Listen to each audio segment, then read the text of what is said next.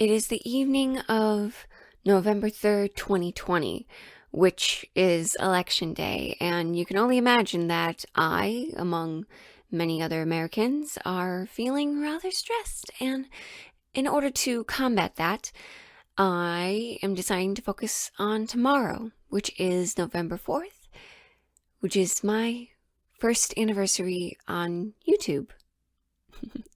So the Script Cabinet turned 1 year old on Reddit on October 26th, and then my YouTube channel became a thing on November 4th. So, yay! I have two birthdays, technically. And so for that, I blasted out there and I asked for some questions for a Q&A, which is going to be this. And I totally didn't plan anything for this. So I guess I should just go to that post and then just read the questions and then answer them in a row. So, yeah, let's just dive into it. I'm amazing. I am an amazing person. I am an amazing voice actor. I am an amazing YouTuber. I hope. Okay. So, these 4 questions come from Sergio Romper, which, if you do not know, very awesome dude.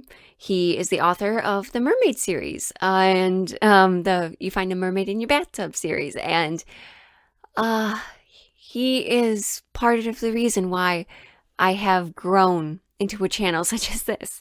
And I'm so grateful for him and for his works, and I really hope to continue that series soon. And so, the first question would be, how do you get your ideas / inspirations for audios and scripts? And well, honestly, a lot of my ideas actually come from, well, when I was younger, like high school, okay, I'll admit it, I was a fanfic writer. And a lot of my ideas, I kind of sprout out from them. I did a lot of writing when I was a teenager. And I just kind of, like after going to college, I like to revisit my ideas and then try to formulate them into a more, I want to say more impressive, but I know that's not the right word. The point is, after college, I did grow a lot in my writings, and then I just decided to revisit a lot of those ideas and then rewrite them, and then I do get better. But I also get my inspiration just from myself and my own kinks, especially for the not safe for work stuff. Yeah, a lot of my original content is actually a lot based off of what I desire, which is cool. It's cool. I feel like if you write scripts that you know that you're going to like, I feel like you'll have a much better turnout. So, a little bit of advice there. And so the next one, what's an underrated tag you'd like to see more of? Or what's an overrated tag you think is popular for no reason? I have an answer for that. And I really love royalty series.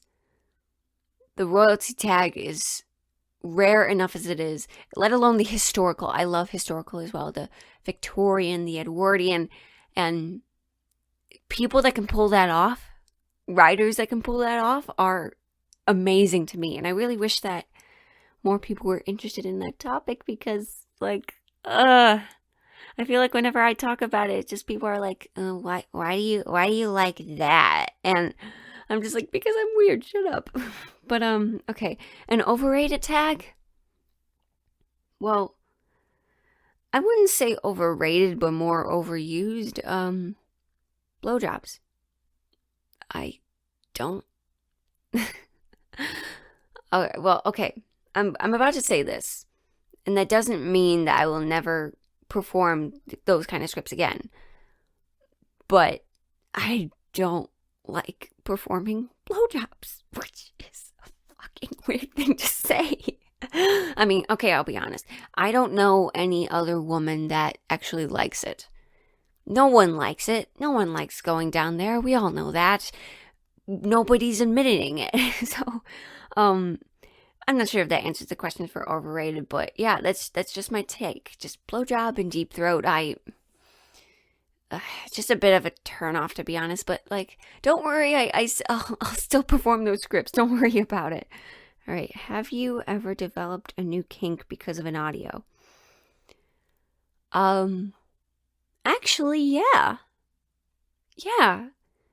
Because when I first discovered all this, it was through, I have said this before, I discovered Nahuro's Thanks, and then I discovered Cardland Audio, and I believe their Not Safe for Work audios influenced me greatly, especially when I was like first like starting out, because like, okay, I really hope that you didn't just hear my laptop turn on. Thank you, fan, you're doing your work.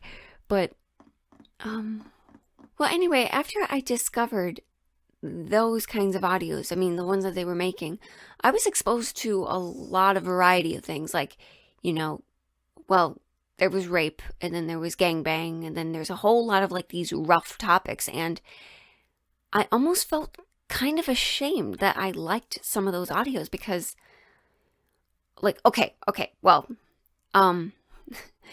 if you followed me long enough, you would know that, well, I think I actually pinned it onto my Reddit account. Yeah, I did.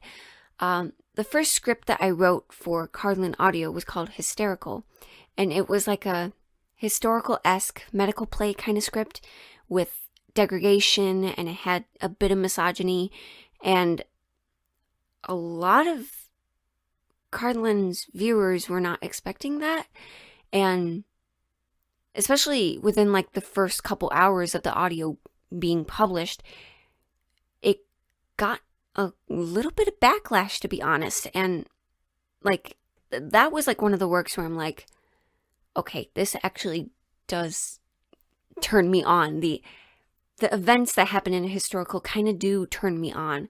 And then, well, I'm sorry, you're gonna have to go to Cardland Audio's Patreon to listen to it. I'm sorry, but just like, I don't want to spoil it for you, but just, I was very discouraged at first, and it just felt like everybody had the energy to say that they didn't like it, and the people that did like it took a very long time to come out and say it. And I guess that was just kind of something that I discovered within the audio community, is that different performers have different audiences, and sometimes it clashes. And as I discovered my new kinks, I was faced with a lot of these kind of challenges. And I mean, I'm better now. In fact, after some consideration, I actually realized that I kind of felt a bit proud, because like, my script it ignited a lot of these conversations, and although some were disrespectful, I did get a lot of like good like slaps on the back, like, hey, you did all right, you're okay. And well, everybody has their different tastes, but yeah, I feel like that took quite a while to answer. Sorry if that took a little while, but that's okay. So the fourth question from Sergio Romper is, what has been your favorite moment since you joined the audio community? Well, I would have to say that getting Cardland Audio to perform 2 of your scripts is amazing. Hysterical and Intermission. Yeah, go join his Patreon. That was my favorite. But I think another favorite that I had was, all right, a couple months back, I recorded an audio, and I think it was called You Don't Need All Those Muscles, Babe. And I posted it late at night, and I'm like, this is not my best work. This isn't going to get anything. I don't think anything's going to happen. I go to sleep. I wake up, look at my phone. I mean, I turn on my phone because I shut it off at night. And then bling, bling, bling, bling, bling, bling, bling, bling, bling, bling. And I'm like, what? And then it got like, actually, I don't know how many upvotes it's gotten now, but let me check that real quick. 582 at the moment. So that was like one of the first moments where I was like genuinely like,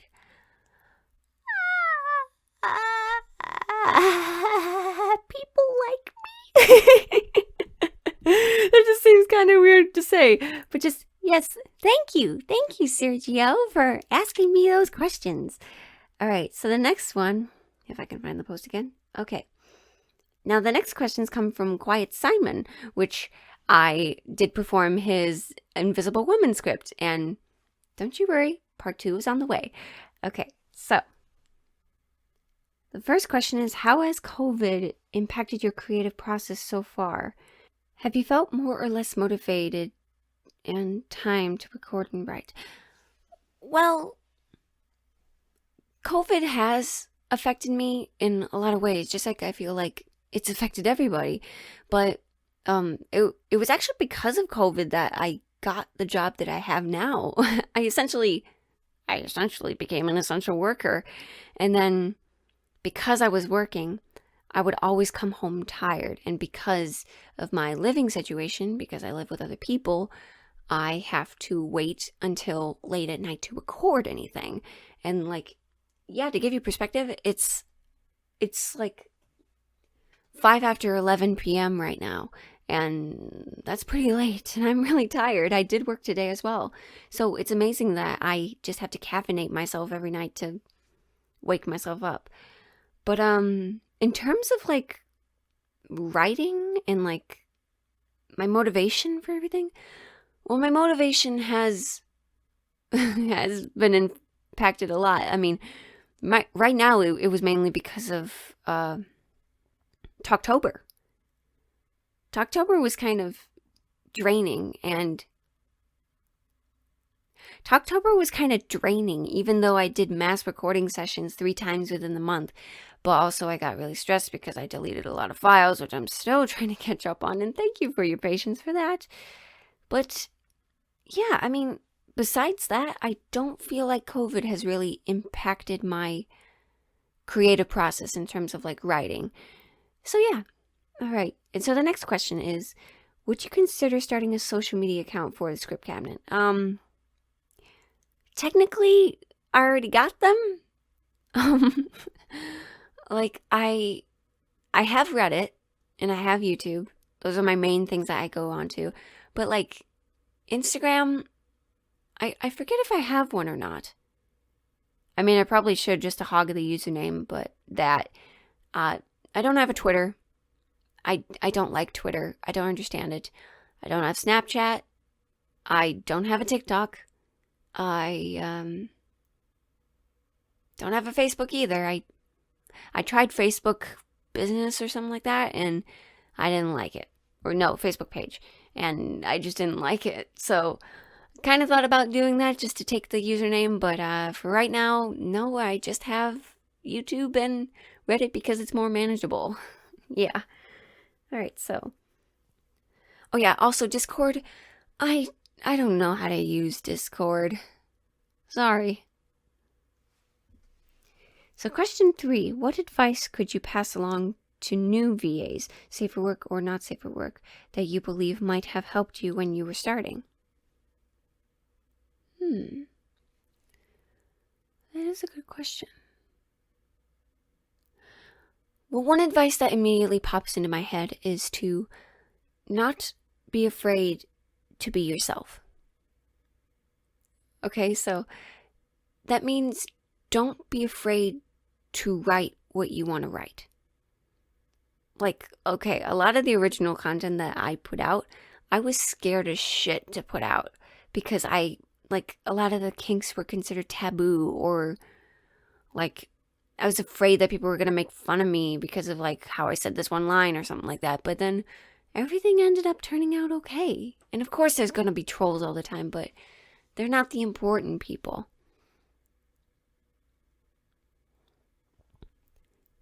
And along with that, I do suggest you to just try it out for yourself. Like, you don't need very expensive equipment to start voice acting. Like, I mean, I know a lot of people that just use their phones for like voiceovers. And in fact, like way before I started anything, I would actually, I would memorize lines when I was studying theater with my phone, like just with like a voice recorder.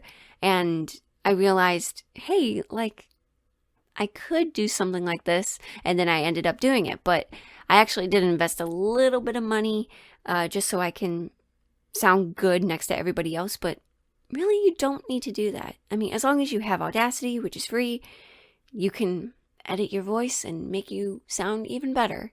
And you can do effects. And yeah, just don't be afraid to dive in to a new hobby, because you never know where it might get you. But I think right now, an advice that I would give myself right now is to not worry about numbers. I don't want the script cabinet to be about numbers or views or likes or subscribers or anything like that. Although I do appreciate subscribers greatly, I want everything I do to be a passion project. And as long as I keep it like that, I feel like my interest and my motivation is going to stay that way. And so, yes, that is my advice to you. Just be you and don't be afraid to explore and to do what makes you happy. All right, and finally, question number 4. How does it feel to have the account turn 1 year old? Good, bad, or exciting? Well, thanks, Simon. I feel good. Because honestly, 1 year ago, I was in a dark place. And I had no idea whether or not this channel would make it to this long. And in fact, just the other day, I realized that my 100th video on YouTube came up. And then up to my cake day, I had posted over 130 audios. All together, that's in my index. And I just felt kind of amazed. I felt really good. And I'm excited for the future. And I really hope that stress doesn't get to me. And I hope that one day I can actually afford a proper studio if I want to continue this. But for right now, I want to focus on keeping me happy. And in turn, I feel like I will make other people happy. And, I can't wait for what the next year has in store with me. I have no idea where I'm going to go. And I have no idea where this country is going to go. But I hope you voted today. And I'm feeling quite proud. And I thank you very much for being here and for sending in those questions. And I'll see you in the next one.